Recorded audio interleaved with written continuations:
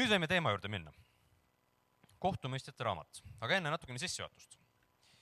Saalemi rahvas võib-olla ei tea, aga meie siis Kolgata koguduses oleme noorteõhtutel tegemas sellist seeriat, piibel algusest lõpuni. Ja selle kaudu, selle seeria vältel ma jutustan siis terve piibli ette. Algusest lõpuni, esimesest Moosese raamatust ilmutuse raamatuni. Mis on selle sisu, millest erinevad raamatud räägivad, millest Vana Testament räägib, kuidas see kõik kokku jookseb üheks ilusaks, suureks, terviklikuks looks. Ja minu isiklik agenda selles on näidata, et piibel on ühtne. Ei ole sellist erisust, et meil on uus ja Vana Testament ja see Vana Testament ei ole kuidagi oluline, vaid et Vana Testament on ka oluline. See oli algkoguduse pühakiri. Nii et kui sina ütled, et mulle pole Vana Testamenti vaja, siis sisuliselt sa peaksid ütlema, kui sa oleksid algkoguduse kristlasena olukorras, siis sa võiksid öelda, et mul pole seda pühakirja vaja, aga sul pole muud teist pühakirja ka võtta. See oli algkoguduse pühakiri. Ja kui apostel Paulus Uues Testamendis Timoteusele ütleb, et kogu pühakiri on Jumala sisendatud või Jumala hingatud, siis ta ütleb seda momendil, kus Uut Testamenti ei eksisteerinud. Mis tähendab, et ta peab silmas juutide pühakirja, Vana Testamenti. Ja ta ütleb, et see on Jumalast inspireeritud ja kasulik õpetamiseks, noomimiseks, ülesehitamiseks, et Jumala inimene oleks varustatud igale heale teole. Kui tahad olla varustatud headeks tegudeks, puhtaks ja vagaks eluviisiks, tunne oma Vana Testamenti. Muidugi see printsiip läheb nüüd üle ka Uude Testamenti, aga väga spetsiifiliselt viitab Paulus just Vanale Testamendile. See näitab, et see on oluline. Ja pealegi see on siis 75% sinu piiblist, nii et päris nigel oleks, kui sa enamust oma piiblist üldsegi ei tunneks. Aga natukene kordamist ka sissejuhatuseks. Piibel hakkab algusest. Paneme siia A-täht, algus. Ja sellest algusest räägib meile esimene Moosese raamat. Paneme siia 1MS, see räägib sellest algusest. Jumal loob kõik, on kord, on süsteem. Ja esimeses 2 peatükis me näeme, kuidas Jumal selle korrastab seda kõike. Loob inimese, mis on inimese roll siin maailmas, ühiskonnas, looduses, kõik on ilus. Aga 3. peatükis on see kurikuulus pattu languse lugu. Ehk siis see kord, mille Jumal lõi, see kaotatakse, see purustatakse. Inimkond langeb pattu, nagu me kirikus räägime. Ja siis järgnevates peatükkides esimeses Moosese raamatus on selline progressiivne langus. Selle kohta öeldakse siis pattu langus, inimene progressiivselt langeb. Ja pärast 11. peatükki, kes ilmub areenile, üks ilus mees, tegelikult ma ei tea, kas ta ilus oli, ma pole pilte näinud temast. Aga arvame, et ta oli ilus. Mees nimega Abraham. Abraham, keda nimetatakse usu esiisaks. Paneme siia sellise kriipsukese ja ütleme, et Abraham tuleb. See on küll väike, aga usaldage, usu silmade läbi te näete, et siin on Abraham kirjas. Ja nüüd, kui küsida, millal enam-vähem Abraham tegutseda võis, siis orienteeruvalt paneme siia 2000 aastat enne Kristust. See on ümar number, kui nüüd väga spetsiifiliselt proovi dateerida, võiks panna 1800 või 1700, aga mõtleme üldistavalt. Ümaralt 2000 aastat tagasi enne Kristust tuli areenile mees nimega Abraham. Ja siis esimese Moosese raamatu narratiiv nihkub täiesti teises suunas. Kui 11 peatükki, see katab kõike. See suurem osa inimkonna ajaloost on kaetud. Siis pärast 11. peatükki on areenil Abraham ja tema järglased. Siis tema järglased jõuavad kuhu? Koht nimega Egiptus. Jõuavad Egiptusesse ja siis juudid on seal 400 aastat, kuni Mooses nad välja juhatab. Ja kui Mooses nad välja juhatab, paneme siia sellise märksõna Mooses, siis luuakse Iisraeli rahvas. Ja nüüd jällegi ümaralt, millal need sündmused siin toimuda võisid, paneme näiteks 15. sajand enne Kristust. 15 sajand enne Kristust. Kui väga täpselt dateerida, võib vaielda, kas on 12 sajand, 13 sajand, 14, aga hästi üldistavalt 15. Siis tekib Iisraeli rahvas, nad saavad seaduse, nad on kõrbes 40 aastat ja kui siis rahvas jõuab Kaanani maale, see on see maa, mille Jumal lubas anda Abrahamile, Iisakile ja Jakobile, siis see on vaja vallutada. Ja Joosua raamatust me loeme, kuidas see vallutatakse, sest seal olid võõrad rahvad ees. ja need rahvad ei olnud alati kõige toredamad rahvad. Neil olid halvad kombed, neil olid ebamoraalsed kombed, see oli võõras religioon, mida ei tohi alles jätta, sest kui Jumala rahvas sellega seguneb, siis see takistab Jumala eesmärkide täitmist. Joosua raamatu vältel siis nad saavad Kaananema endale ja siis tulebki selline asi nagu kohtumõistjate periood. Ja kui kuidagi proovida nüüd lahterdada, siis paneme, et siin on aasta 1000, siis see vahemik võiks olla kohtumõistjate periood. Ja ümaralt dateerime selle siis praeguse loogika kohaselt 13 kuni 10. sajand enne Kristust. Nii et selline periood, kohtumõistjate periood. Ja see on üks keeruline aeg Iisraeli ajaloos. Kui seda raamatut lugeda, siis minu selline kolleeg piiblikoolist ütles, et see on raamat, mille ta tahaks piiblist välja rebida. See ei ole ilus. Kui sa loed seda, no seal on palju verist, seal on palju ebameeldivat. Ja tekib reaalne küsimus, mida see raamat meie piiblis teeb? No on raske näha, et mingisugused isikud võiksid olla moraalseks eeskujuks. Aga nüüd siin on meie selline uue testamentlik eeldus, et Jumala rahva ajalugu, see peab olema kuidagi ilus, ilma plekkideta, puhas, ilma konfliktita, et need inimesed, keda Jumal kasutab, nad on täiuslikud, nad on puhtad, nad ei tee pattu, nad ei tee vigu ja kui nad Jumalat järgivad, no siis Jumal hoiab neid alati patustamast ja me loeme neid lugusid ja mida me näeme? Täpselt vastupidi. On konflikti, on tapmist, on vägivalda. Need inimesed, keda Jumal kasutab, no nad ei ole täiuslikud inimesed. Üks hullem kui teine. Ja eriti just kohtumõistjate raamatus. Aga üllataval kombel mitmed isikud kohtumõistjate raamatus on nimetatud Heebrea kirjas usu eeskujudeks. Nii et see juba kõneleb meile midagi usu sisust. Usk ei tähenda, et sa oled igas hetkes alati moraalselt perfektne. Aga need isikud, need kohtumõistjad, nad usaldasid oma Jumalat, Iisraeli Jumalat, Jahvet, see on Vanas Testamendis Jumala nimi, Jahve. Nii et Jumal on need lood meile jätnud ja me peaksime neid lugema, nende üle reflekteerima ja usume, et Jumal kasvatab meid läbi selle kõige. Nüüd, mis oleks kohtumõistjate raamatu teoloogiline olulisus meil, kui me seda loeme? Mõned teoloogilised mõtted. Esiteks, kui me loeme kohtumõistjate raamatu algust, 2. peatükk ja salmid 6-10, siis see räägib sellest, mis juhtus pärast seda, kui Joosua suri. Joosuaga võiks öelda, et oli see pilt ilus, nad olid rahvaga saanud selle maa, Jumal oli andnud lepingu ja see ideaal oleks, et hoiame nüüd lepingut, kuuletume Jumalale, elame sellises harmoonias ja rahus sellel maal, mille Jumal on meile andnud. Ja siis Iisrael saab olla see püha preesterkond, preester ehk siis Jumala vahendaja siia ilma, see on see preestri funktsioon, et ümbritsevad rahvad näeksid ka, kes on see püha rahvas, nad tulevad ja koonduvad ja Jumala tunnetus levib ja levib ja levib, kuni lõpuks elame kõik õnnelikult elu lõpuni. See oleks selline ideaal. Aga 2. peatükk, salmid 6-10. Kui Joosua oli saatnud rahva minema, siis Iisraeli lapsed läksid igaüks oma pärisosale võtma maad oma valdusesse. Ja rahvas teenis issandat kogu Joosua eluaja ja kogu vanemate eluaja, kes elasid veel pärast Joosuat, kes olid näinud kõiki issanda suuri tegusid, mis ta Iisraelile oli teinud. Siis Joosua, Nuni poeg, issanda sulane, suri 110 aasta vanuses. Ta maeti oma pärisosa maa-alale Timnat Heresisse Efraimi mäestikus põhja pool Gaasimäge. Ja kui ka kogu see sugupõlv oli koristatud oma vanemate juurde, ehk siis Joosua põlvkond, tõusis pärast neid teine sugupõlvkond, kes ei tundnud issandat ega ka mitte neid tegusid, mis ta Iisraelile oli teinud. Nii et järgmine põlvkond sisuliselt unustas ära, mida Jumal neil oli teinud. Kõik need suured imelised teod ja seepärast on vaja meenutada.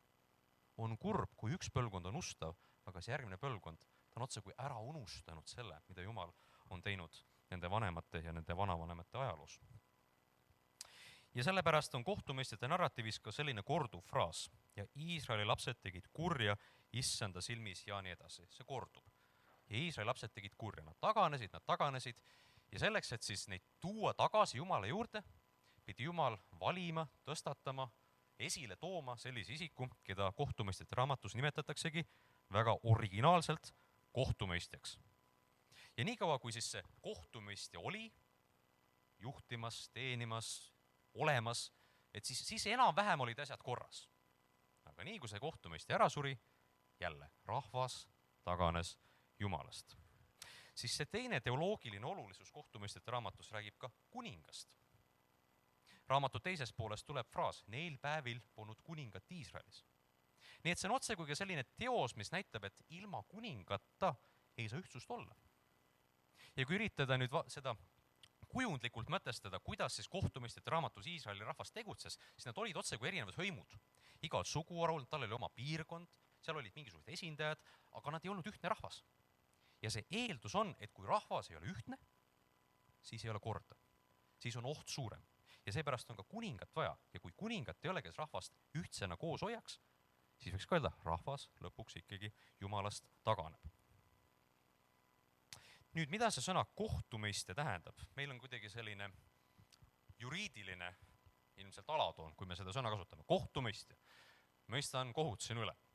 Heebrea keeles see sõna on shofet. Shofet ja see tuleb verbist tegusõnast shafat, mis tähendab kohut mõistma, aga see tähendab ka juhtima. Nii et see mõttekam oleks näha neid kohtumõistja kui juhte või minikuningad, nagu mina ütleksin. Ta on selline ajutine väike kuningas. Ja kui me ka varsti vaatame ühte lugu siin kohtumõistjate raamatus, siis isegi on olukord, kus ühte kohtumõistjat tahetakse kuningaks tõstatada, sest et ta oli nii edukalt rahvast vabastanud võõraste rahvaste käest. Aga teeme sellise väikese vahepeatuse ja ma küsin, kui palju kohtumõistjad on kohtumõistjate raamatus? Lihtsalt, kui sul tuleb nimi, ütle. Nii. Mitte numbrit, nimeliselt. Mingid kohtumõistja, nii. Lihtsalt nimetada suvaliselt, nii. Samuel on üks, võime äkki kirja hakata panema. Nii, Samuel. Gideoni kuulsin. Deborah, Simson.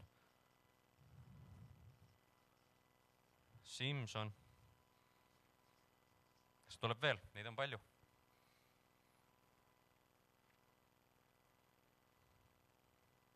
No öelge Ehud ka. Ehud on minu kõige lemmikum lugu. See on siuke nii äge, naljakas lugu. Ma pean sulle ümber jutustama.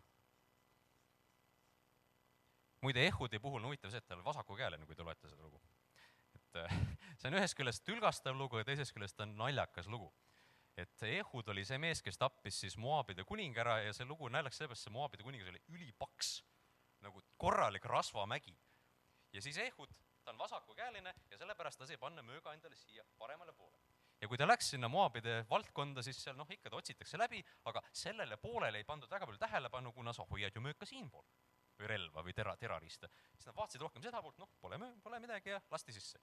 Ja siis lõpuks ta läks selle Moabi kuninga juurde ja torkas selle mööga talle nii kerre, aga siis seal jutus on öeldud, et ta oli nii paks, et see rasv võttis selle mööga kinni ja see ei esinud kinni ja siis ta pidi selle sinna jätma ja lõpuks ta läks nende valvurite juurde, pani uksed kinni, ütles, et ärge segage teda, ta on vetsus. Nii, ja siis sellel ajal ta jõudis ära joosta pikalt. Ja kui valvuritel hakkas juba piinlik, et ta on nii kaua seal olnud, et väga veider on, et nii kaua on. Vaatasid, surnud, aga selleks oli Ehud juba ammu põgenenud. Nii et ühes küljest tülgastav lugu, ühes küljest äärmiselt naljakas, aga paneme siia kirja ka Ehud. Kas keegi oskab veel mõne kohtumõistja mul nimetada?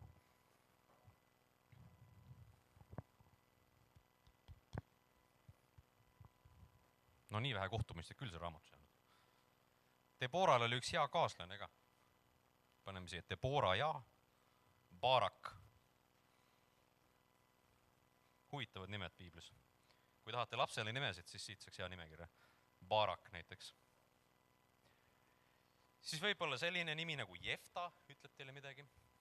See on ka hea poisslapse nimi, Jefta.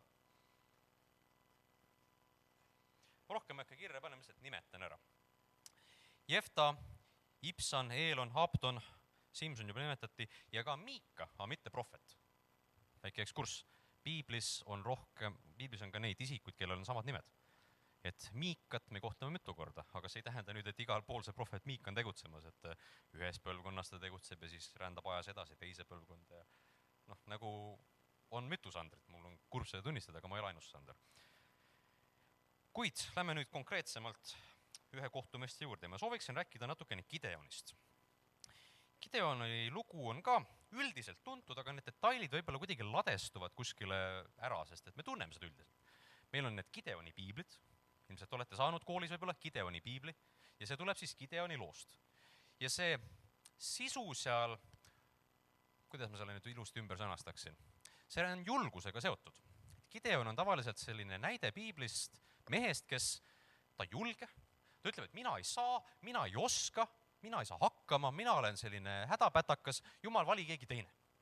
Muide, Gideon pole ainus, kes nii arvab, Mooses arvas ka niimoodi ja sellepärast saadeti talle Aaron kõrval. Mina arvan ka vahel niimoodi.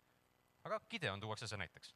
Aga jumal ikkagi kasutab Gideoni ja toob siis Iisraeli rahvale võidu. Päästab nad võõraste teiste rahvaste käest, kes need tol hetkel siis seal rõhusid. Ja Gideon on ka selline vend, kellel ei piisa lihtsalt ühest tunnustähest, et on üks ime, Gideon palus ühte ime, jumal tegi, Gideon ütleb, et tahaks teist veel. Aga jumal teeb ka teise.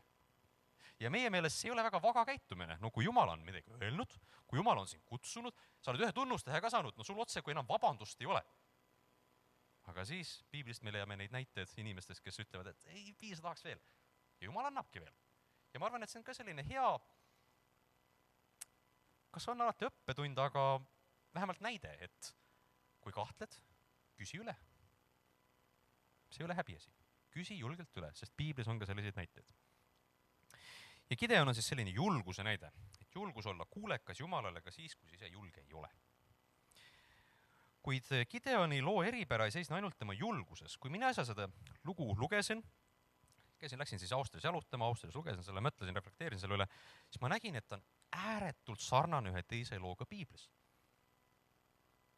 Sellel on meeletu suur sarnasus Iisraeli väljarände looga, ehk siis eksodusega.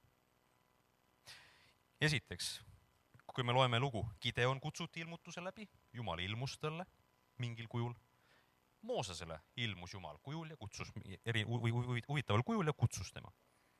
Siis Gideon kutsuti rahvast vabastama midjanlaste käest ja Moosest kutsuti rahvast vabastama egiptlaste käest.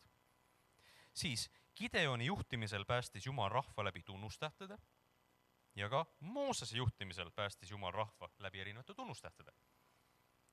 Ja siis üks võib-olla aspekt, mille me kahe silma vahele jätame, aga Gideoni valitsuse all tahab rahvast saada endale, ütleme siis, kuju, mida Jumalana kummardada. Ja Moosese juhtimise all tahtis rahvast saada kuldvasikat. Ja selle teksti osa ma nüüd loeksingi, see on kohtumistjate 8. peatükis ja salmid 22-35. Ja Jumala sõnas on niimoodi kirjas. Ja Iisraeli mehed ütlesid Gideonile, valitse meie üle, nii hästi sina kui su poeg ja su pojapoeg, sest sa oled meid pääsnud Midjani käest, see on siis pärast seda suurt võitu. Aga Gideon vastas neile, ei valitse mina teie üle ega valitse mu poeg teie üle. Issand valitseb teie üle. Väga vaga mees. Ja Gideon ütles neile, ühte ma palun teilt, iga mees andku mulle oma saagiks saadud ninarõngas. Neil oli ju olnud kuldrõngaid, sest nad olid ismailiidid. Nad vastasid, me anname hea meelega ja nad laotasid laiali ühe mantli ning igaüks viskas sinna ninarõnga oma saagist. Kuldrõngad, mis Gideon oli palunud, vaagisid 1700 kuldseeklit. Peale nende kaelaehete ja kõrvarõngaste ja purpuriete, mida Midjani kuningad olid kandnud ja peale kettide, mis olid olnud nende kaamelite kaelas. Ja Gideon valmistas neist õlarüü ning asetas selle oma linna Ofrasse ja kogu Iisrael käis seal hooraviisil selle järel. Aga see sai Gideonile ja tema soole püüdepaelaks. Nõnda alandati Midjan Iisraeli laste ees ja ta ei tõstnud enam oma pead ja maal oli Gideoni päevil rahu 40 aastat. Ja Jerubaal on muide Gideoni teine nimi, nii et siin on mõeldud ka Gideoni. Ja Jerubaal, Joase poeg, läks ning elas oma kojas. Gideonil oli 70 poega, tema niudes lähtunud, sest tal oli palju naisi. Ja tema Sekemis olev liignaine tõi temale ka poja ilmale, kellele ta pani nimeks Abimelek. Ja Gideon, Joase poeg, suri küpses vanuses ja ta maeti oma isa Joase hauda Abieser laste Ofrasse. Aga kui Gideon oli surnud, pöördusid Iisraeli lapsed taas ja käisid hooraviisil Baalide järel ning seadsid endale jumalaks Baal Beriti. Iisraeli lapsed ei mõelnud enam issandale oma jumalale, kes olid nad päästnud kõigi nende ümberkaudsete vaenlaste käest. Ja nad ei teinud head Jerubaali Gideoni perele, tasuks kõige hea eest, mida tema oli teinud Iisraelile. Aamen. See on Jumala sõna. Võib-olla seda tekstiosa me loeme kiiresti läbi ja siis unustame ära. Aga see kuldrüü, mille Gideon siin tegi, see on äärmiselt sarnane sellele kuldvasika loole, mis siis ka Moosese sündmuste keskel oli. Ja siin tasuks nüüd peatuda, kui me loeme sellest kuldvasikast, ilmselt ka kui võib-olla kantslis sellest jutlustatakse, siis mainitakse seal sõna ebajumala teenistus. Et see kuldvasikas talle otse kui ebajumal, kelle poole siis Iisrael pöördus ja nüüd sellepärast neid karistatakse. Kuid kui me loeme seda lugu, see ei olnud ebajumala teenistus, sest Iisrael tahtis kummardada Jahvet. Aga neil oli vaja kuju, mille poole pöörduda. Neil oli vaja mingit vormi, aga Jumal keelas seda just. Te ei saa mind panna mingisugusesse vormi. Ja midagi sarnast toimub ka siin Gideoni loos. Nad tahavad ikkagi kummardada issandat. Ja Gideon teeb neile mingisuguse rüü, mingi kuju. Ma ise mõtlesin, mis olla võib, see minu arvamus. Ilmselt oli olemas olev mingi Jumala kuju. Ja sellele tehti eraldi rüü ümber ja öeldi, et see on nüüd Jumal, kes meid päästis. Kummardage teda. Aga Jumal oli keelanud, ärge tehke minust kuju, sest te ei saa mind kuidagi kujutada. Te ei saa mind võrreldagi millegagi. Ja nii kui me hakkame Jumalat võrdlema millegagi siin, me juba vähendame tema olulisust, tema karakterit, tema sisu, tema tähendust, tema suurust, tema hiilgust. Ja seepärast ütleb ka Jeesus, kes peavad Jumalat kummardama, need peavad teda kummardama tões ja vaimus. Me ei saa pöörduda kujude poole, aga me saame vaimus pöörduda Jumala poole. Ja siin on väga otselt öeldud, et rahvas käis seal hoora viisil selle järele. Nii et see on päris raske mõte, mida omaks võtta. Me võime tahta küll tõelist Jumalat kummardada ja järgida ja teenida, aga on võimalik, et me teeme seda valesti. Valel viisil, valede motiividega, valel meetodil. Ja see ei ole õige. Ja võiks öelda, et Jumal karistab seda. Ja piiblis on ka sellepärast näited olemas. Ja nagu ka siin. Ja iseenesest oli ju küll hea, et nad vähemalt Iisraeli Jumala poole pöördusid, aga kui me loeme selle loo lõpuni, kui Gideon suri, jälle võtsid kohe teise Jumala. Baal Perit, see oli siis, Baal oli kaananlaste peajumal, kelle poole pöörduda. Ja muide, kui te vaatate, mis see Baal heebrea keeles tähendab, see tähendab isand. Ja on ka konteksti, kus see tähendab abikaasa. See oli üks naljakas moment, kui ma õppisin heebrea keelt ja pidime ütlema selliseid väiteid, et mina olen midagi. Siis ma mõtlesin, et ma tahaks öelda, et mina olen abikaasa. Ja siis õppejõud ütles, et sa pead ütlema Baal. Mis asja? Ma ei ole mingi ebajumal. Aga tuleb välja, et see tähendab seda. Selline väikene kiire ekskurss. Ja nüüd Gideoni sarnased lood on ka kohtumõistjate raamatus teistes kohtades.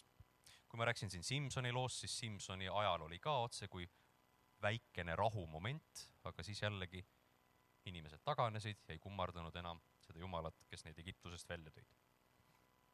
Ja siin tasuks nüüd küsida, et miks korratakse piiblis selliseid lugusid? Et sarnase mustriga lood korduvad ja korduvad ja korduvad ja korduvad ja korduvad ja korduvad. Jääb selline mulje, nagu ajalugu kordaks ennast. Ja need lood, mida piiblis korratakse, ma olen enam kui kindel, et sa leiad ennast ka selle loos.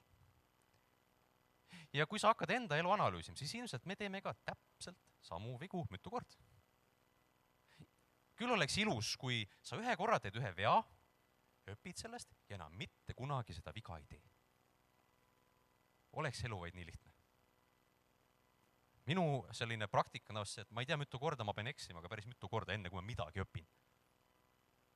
Ja nüüd Vanas Testamendis me näeme, et kuidas Iisraeli rahvad nad korduvalt lähevad sellesse samasse ämbrisse. Jumal on öeldud, kuuletuge mulle, teil on leping, järgige mind, ärge sõbrunege nende võõraste rahvastega. Mitte niimoodi, et sul ei tohiks inimlikku sõprust olla, vaid ärge võtke nende usku omaks, ärge segunege sellega, olge eraldatud, te olete teistsugused. Ja ka meie kristlastel, me peame olema teistsugused, me peame olema eraldatud rahvas, me peame olema see püha preesterkond, nii nagu Iisrael oli, sest et Peetrus Uues Testamendis ütleb, teie olete püha preesterkond, ehk siis mina, sina oma eluga, me vahendame Jeesust, tema tunnetust, tema päästet maailma, mis teda ei tunne. Aga nüüd, kui kristlane seguneb selle maailmaga, võtab omaks elemente sellest maailmast, et jah, see on tore ja võtame jooga omaks ja islami Allah, see on ka nagu ikkagi meie oma ja suht sama asi põhimõtteliselt ja olemegi juba kadunud. Juba on tõde läinud. Ja ma usun, et siis Jumal peab tõstma kas mingisuguse juhi või saatma mingisuguse viletsuse, mingisuguse raskuse, et kogudus läbi raputada. Et kogudus jälle hüüaks Jumalat appi ja siis saaks see puhas Jumala tunnetus kuskilt sealt jälle välja kasvada. Ja Vanas Testamendis me näeme, kuidas siis Jumal raputab läbivalt Iisraeli, aga ka see inimest ei muuda. Ja see kõige suurem raputamine toimus 6. sajandil enne Kristust, siis kui Jeruusalemm vallutati, kui Iisrael vallutati ja nad viidi sisuliselt eksiili. Ja siis hakkavad prohvetid andma juba sellist väga selget tõotust, mis vaatab ette, et Jumal annab uue lepingu. Jumal muudab inimese südame, sest me oleme langenud. Jumal võib tahta meilt palju, aga kui me oleme langenud inimesed, siis me paratamatult eksime moraalselt. Ja me ei suuda täielikult Jumala tahet kehastuda ja Vana Testament kaanest kaaneni kinnitab seda nende lugude kaudu. Ja Gideon, kuigi võiks öelda, ta oli vaga vend, tal oli päris palju naisi. Ja see ei ole ideaal. Ideaal on monogaamia, mitte polügaamia. Monogaamia on see, et sa oled ühe inimesega abielus. Polügaamia on see, et sul on mitu kaasat, kelle vahel siis valida ja pendeldada. Muide, ühest piisab enam kui küll. Saalomonil oli mingisugune 700 või 1000, ma ei tea, kuidas ta sellega hakkama sai. Nii et Gideon ka eksis ja ka see, et ta selle kuju tegi või selle kuldrüü, see oli vale tegu ja see ei aidanud kaasa, kuigi tal võisid olla sellega head motiivid. Nii et Jumal võib siin kohtumõistjate lugude näitel teatud ajahetkel küll inimesed päästa, kuid see iseeneses ei garanteeri ka inimese kuulekust. Jumal peab inimese muutma selleks, et inimene saaks olla kuulekas ja inimene saab muutuda ainult läbi Jeesuse. Muud võimalust ei ole. Muidu see muutus on väline, aga Jeesus muudab meid sisemiselt. Nii et kui ma nüüd kokkuvõtteks mõned õppetunnid siit välja tooksin, siis kindlasti ma rõhutaksin seda julgusaspekti. Me peaksime neid lugusid vaatama tervikuna, mitte individuaalselt ja võtma väikseid selliseid moraalseid õppetunde, kuigi vahel on neid hea välja noppida. Ja ma usun, et üks hea õppetund kindlasti on see julguse põhimõte. Jumal kutsub, ole julge. Ja julgus ei ole see, et ma kardan nüüd vähem, vaid et sa võid karta, sa võid väriseda hirmust. Aga kui Jumal on öelnud, ma ikkagi astun sammhaaval edasi. Nii nagu Gideon, ta kuuletus Jumalale. Siis teine mõte, kui me loeme neid kohtumõistjate raamatu lugusid, siis enamus lugusid on moraalselt halvad. See näitab, et see olukord on väga vilets. Aga imeline on teada, et ka selles viletsas olukorras Jumal teeb midagi. Ka see on võib-olla meie selline kristlik ideaal, et Jumal saab tegutseda ainult olukordades, kus ei ole mingit pattu. Kui Jumal saaks tegutseda ainult olukordades, kus pole mingit pattu, siis Jumal ei tegutseks mitte kuskil, sest igal pool sul on natukene pattu. Nii et isegi kui olukord on väga vilets ja raske, näiliselt väljapääsu ei ole, Jumal saab ikkagi tegutseda ja ma olen kindel, et Jumal tegutsebki. Ja siis kohtumõistjate raamat tervikuna. See õpetab ka meile seda, mis juhtub rahvaga, kes oma Jumala unustavad ja teevad seda, mis on õige nende endi silmis. Kaugenevad Jumalast, tuleb viletsus, tuleb häda, tuleb nälg, tuleb konflikt, tuleb raskus. Aga selle sees tuleb jällegi Jumala juurde pöörduda. Tuleb olla kuulekas. Ja parim asi, mida sina teha saad, on mitte näpuga näidata teiste peale, et ole nüüd sina kuulekas. Sina tegid jälle seda pattu. Kuigi ma usun, et kindlasti on mingi kontekst, kus me peame väga selgelt inimesele ütlema, et tead, sa oled eksiteel. Aga iga muutus hakkab meist endist. Kas sina oled kuulekas? Ja see on midagi, mida ma olen aina rohkem hakanud enda käest küsima. Kas mina olen Jeesusele kuulekas? Sest ma võin teile rääkida igasugu toredad asju, aga ma tean, et minu sõnu te väga ei kuula, kui te minu tegusid ei näe. Inimesed kuulevad meie tegusid rohkem kui meie sõnu. Ole sina kuulekas. Ja nagu ma siin alguses palvesoovi ütlesin, selle mormooni osas, siis selles osas on mul väga palju kuulekust vaja, Jeesuse armastust, et ka temale näidata tõde. Aamen. Ma palvetan ja siis vend Hendrik saab juba üle võtta. issand, me täname, et sina oled oma sõna meile jätnud ja me saame sellest nii palju õppida. Ja me täname, et oma armus sa kasutad neid, kes ei ole täiuslikud, kes on teis vigu, kes eksivad. Ja selles kõiges me saame ise ka samastuda, sest me näeme ka enda eludes, et me kukume läbi, me ei saa alati hakkama. Me teeme palju vigu, kes rohkem, kes vähem. Aga aitäh sulle, et sa saad meid ikkagi kasutada ja meie palve on, et me saaksime olla kuulekad, kehastada enda eludega seda armastust, mida Jeesus on meile õpetanud. Aita meil seda teha, see on raske, aga me vajame sinu vaimu, sinu püha vaimu väge, et seda paremini kehastada iga päev natuke rohkem. Selleks, et see maailm ümberringi, meie lähedased, meie sõbrad, klassikaaslased, nad kõik võiksid näha sind ja tahta tulla sinu juurde. Jätta see patu elu, parandada meelt ja anda ennast täielikult sulle üle. Sest elu sinuga, see on tõeline elu, see on tähendusrikas elu. Isegi kui see ei ole lihtne, siis me teame, issand Jeesus, et lahus sinust meil ei ole elu, sest sinul on ju igavese elu sõnad. Ja niimoodi me tahame olla sinule kuulekad ja sind järgida, sind armastada ja sind kiita. Aamen.